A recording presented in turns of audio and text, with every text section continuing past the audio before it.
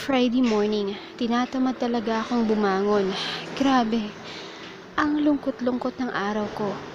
Kinuha ko agad ang phone ko, baka sakaling binati man lang ako ng boyfriend ko. Napangiti ako nang may 2 message akong natanggap. Good morning, babe ko. How's your day po? Babe, umuna na pala ako sa school ha.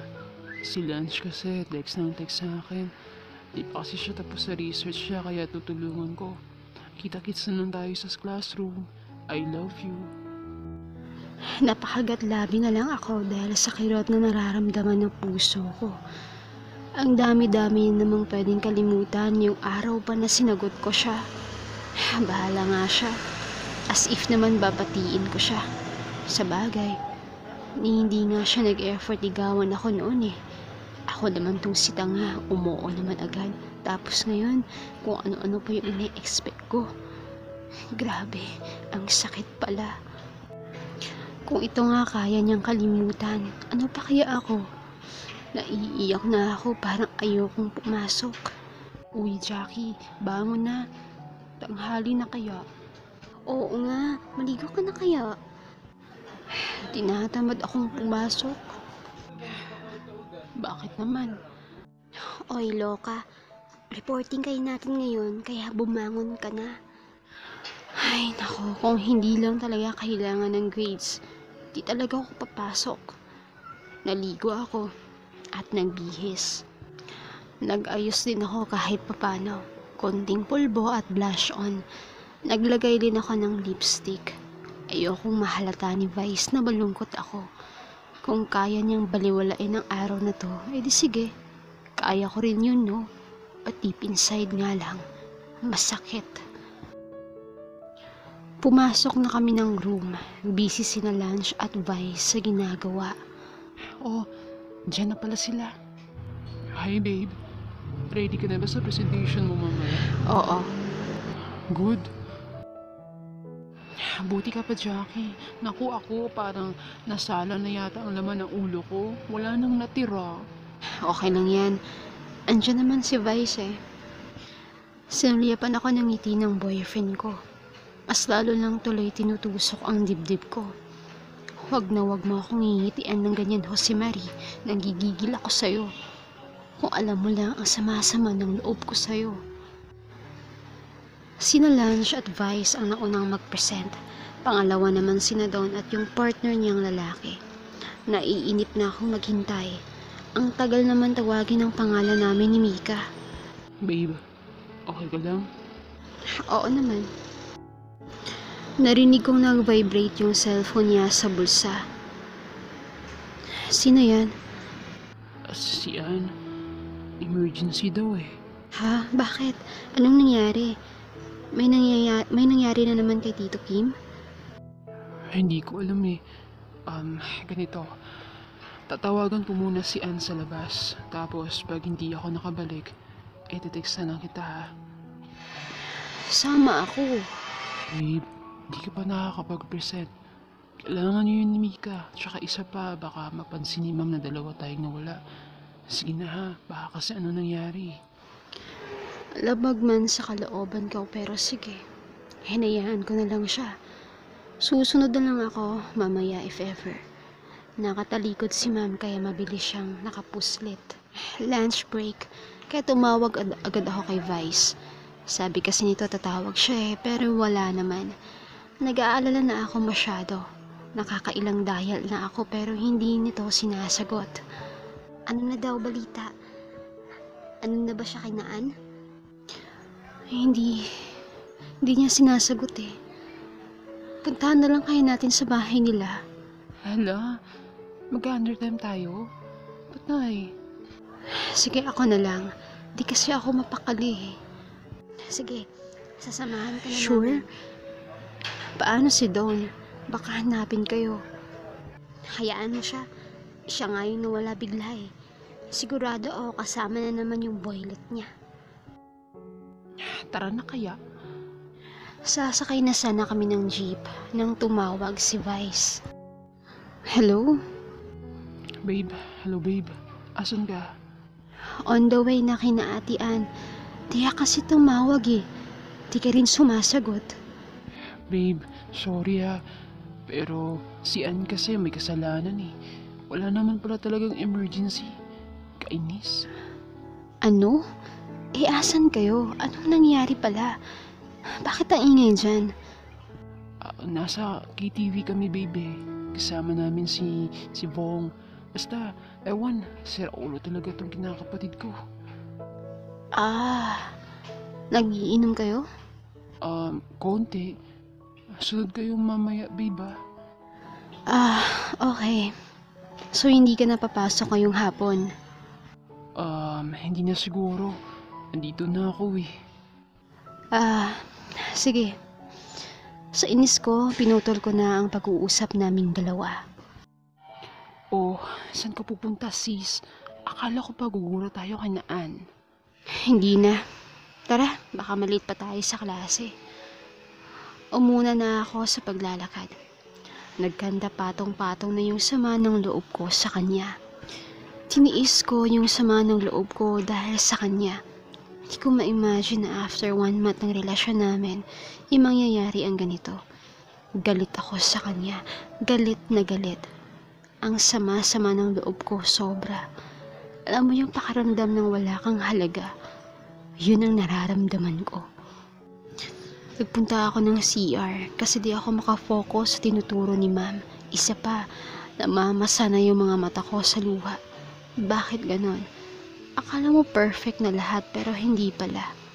Lahat ng sweetness na pinakita niya, lahat na bura dahil lang sa importanteng araw na to na kinalimutan niya. Para akong tanga habang umiiyak sa salamin ng comfort room namin. Mas pinili pa niyang makipagsiyahan kina Ann at Bong kaysa alalahanin ang mansari namin. Samantala yung girlfriend niyang tatanga-tanga nandito umiiyak. Agad kong pinahidan ang mga luha ko nang may biglang pumasok. Patay mali siya na lang akong lumabas ng CR. Nagulat ako nang mag-ring ang cellphone ko. Si Vice ang tumatawag. Di ko sinagot. Nag-call ito ulit kaya sinagot ko na. Hello, babe? Hello. Walang ka-feelings kong sagot. Text mo ako pag pauwi ka na. Hindi ka pa susunod dito? Hindi. Kayo na lang. Tinatamad ako. Ano ba yan? Ngayon lang naman to, baby.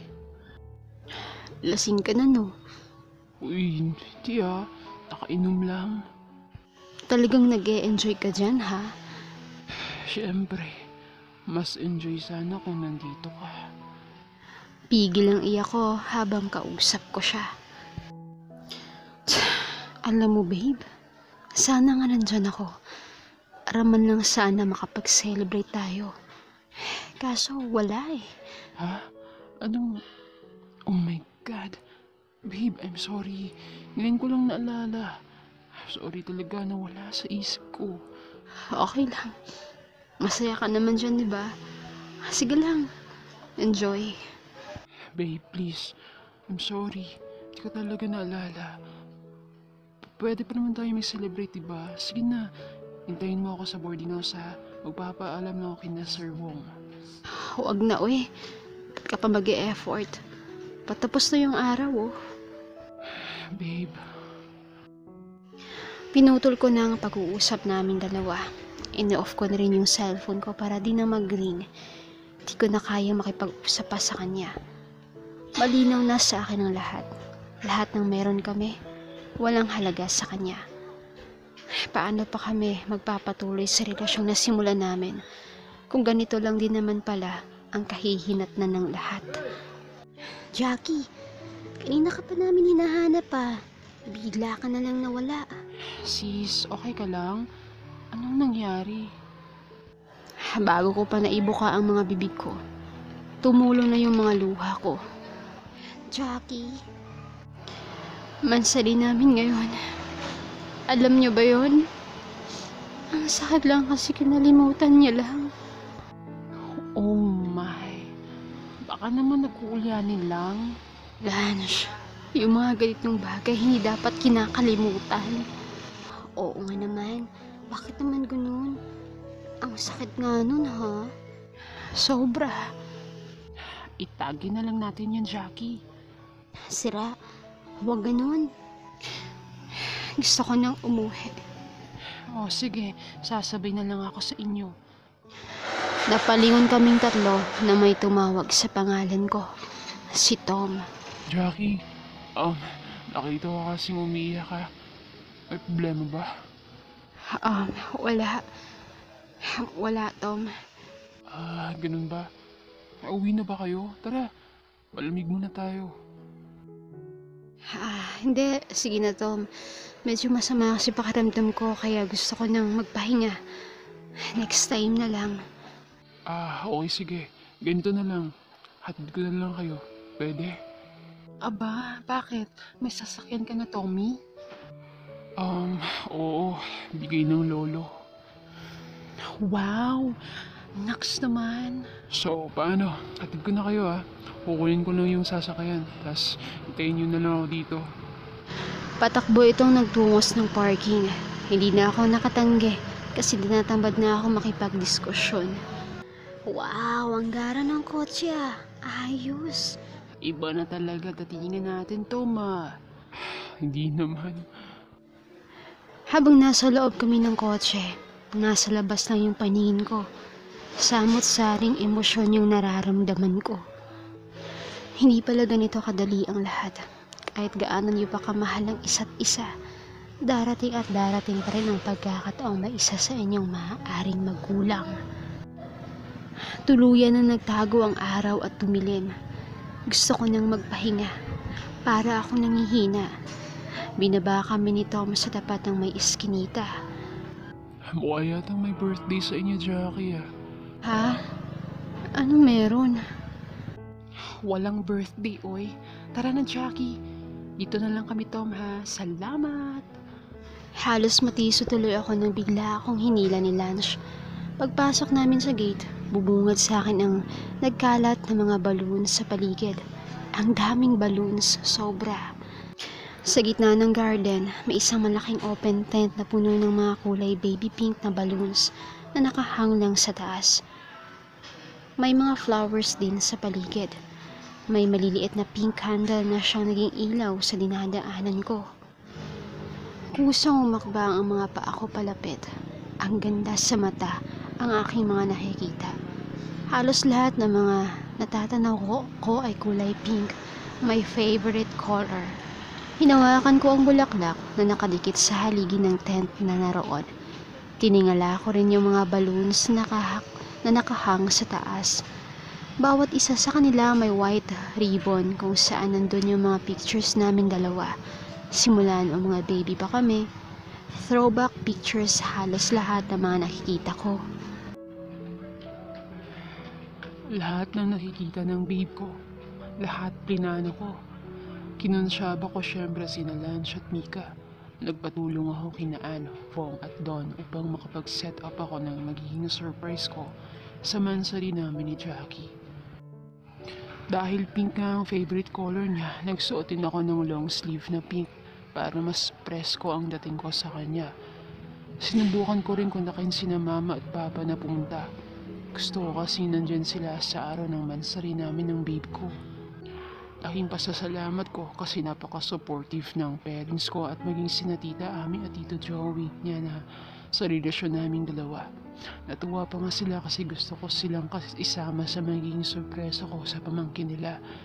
Habang nakatalikod ang babe ko, pinatugtog ko yung gusto kong maging theme song naming dalawa. Kinuha ko yung wireless microphone at sinubukang mag-intro ng kanta, I'll never love this way again. Habang naglalakad ako, papalapit sa kanya. Halos maiyak na ako habang binibigkas ang bawat kataga ng kanta. Lahat galing sa puso. Lahat punong-puno ng pag-ibig. Lalo na nung nilingon ako ng babaeng pinakamamahal ko. At kapwa nagtagpo ang mga mata namin sa isa't isa. Pinahiran ko yung isang butil ng luhang pumatak sa aking mga mata. Kahit garagal na yung boses ko, pinagpatuloy ko pa rin kantahin ang chorus. Minaba ko na yung mic at hinayaan ko na ang musikang magpatuloy sa pagtugtog. Maaari ko bang isayaw ang Cinderella ng buhay ko? Tanong ko sa kanya nang makalapit na ako. Kainis ka. Bigla niya akong niyakap ng mahigpit. Ang daya mo. Di mo man lang sinabi. Di sana hindi ganito yung suot ko. Nakangiti ito habang umiiyak. Pinahitan ko ang kanyang luha tapos dinampian ko ng halik ang forehead niya. Lahat ang nakatingin sa amin nakangiti at kinikilig. Maging mga magulang ko at tita-tito niya nagsuot din ng kulay pink. Sinimulan kong mag-sway para isayaw siya. Akala ko talaga, kinalimutan mo na talaga yung araw na to. Pwede ba yun? Love na love ko ya kita. Talagang dinamay mo pa sina tito at tita, ha? Tumigil ako sa pagsayaw at seryosong hinarap siya. Alam mo kung bakit nandyan sila? Kasi gusto ko masaksihan nila kung gaano ko ikaw kamahal. Kung gaano ka sa akin kalaga. Kung gaano mo ako pinapasaya. At kung paano mo binago ang buhay at pagkatao ko. Saglit akong tumigil sa pagsasalita at nagbuntong hininga bago nagpatuloy. Babe, salamat sa unconditional love na pinapakita mo. Mula noon hanggang ngayon, ikaw yung naging sandigan ko sa lahat. Ikaw yung dahilan kaya ako nahanap ang sarili ko. Mahal na mahal ko po si Jackie. Tita, tito, promise ko pong aalagaan ko ang pamangkin ninyo. And babe, I just want you to know that I love you so much. Let's hold on forever, okay? You and me together. Because I know I'll never love this way again.